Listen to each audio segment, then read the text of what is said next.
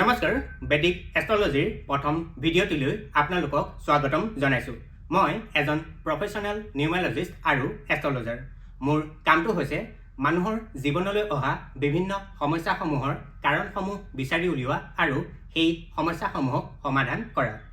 উদাহৰণস্বৰূপে এজন ছাত্ৰ বা এগৰাকী ছাত্ৰীয়ে মেট্ৰিক পাছ কৰাৰ পিছত সায়েন্স ল'লে ভাল হ'ব নে কমাৰ্চ ল'লে ভাল হ'ব নে আৰ্টছ ল'লে ভাল হ'ব, এই কথাটি বেদিক এষ্ট্ৰলজিৰ সহায়ত সহজে জানিব পাৰি।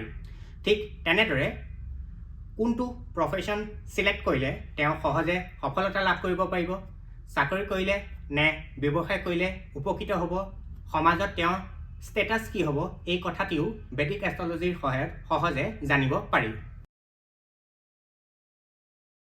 সংস্থাপনৰ পিছত দ্বিতীয় প্ৰশ্নটো আহে বিবাহক লৈ।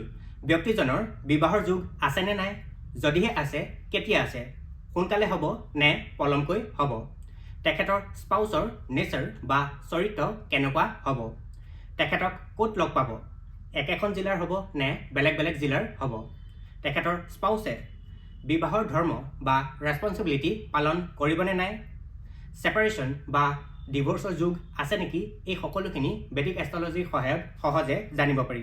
ঠিক তেনেদৰে বিবাহ কৰিবলৈ আগবঢ়া কাপুলৰ কুণ্ডলী মিলনো কৰা হয়। বিবাহৰ পিছত দ্বিতীয় প্ৰশ্নটো আহে ব্যক্তিজনৰ সন্তান হ'বনে নাই, যদিহে হ'ব কেতিয়া হ'ব আৰু কেনেকৈ হ'ব, নৰ্মেল প্ৰচেছ নে IVF নে এডপশ্যনৰ জৰিয়তে। যদিহে আপোনাৰ বা আপোনাৰ পৰিয়ালৰ কোনো সদস্যৰ কেৰিয়াৰ সম্পৰ্কে বা বিবাহৰ সম্পৰ্কে বা সন্তান সন্ততিৰ বিষয়ে ভালকৈ জানিব বিচাৰে, তেন্তে মোলৈ তেওঁৰ নাম, date of birth, time of birth আৰু প্লেচ অফ বাৰ্থ তলত উল্লেখ কৰা নাম্বাৰত চেণ্ড কৰিব পাৰে।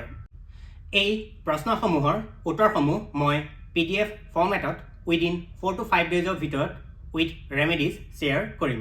শেষত অনুৰোধ জনাইছোঁ আপোনালোকে এই ভিডিঅ'টি যিমান পাৰে সিমান শ্বেয়াৰ কৰক, যাতে বিভিন্ন সমস্যাৰে জৰ্জৰিত হৈ থকা ব্যক্তিসকলে এটা সঠিক ডিৰেকশ্যন পায়। ধন্যবাদ।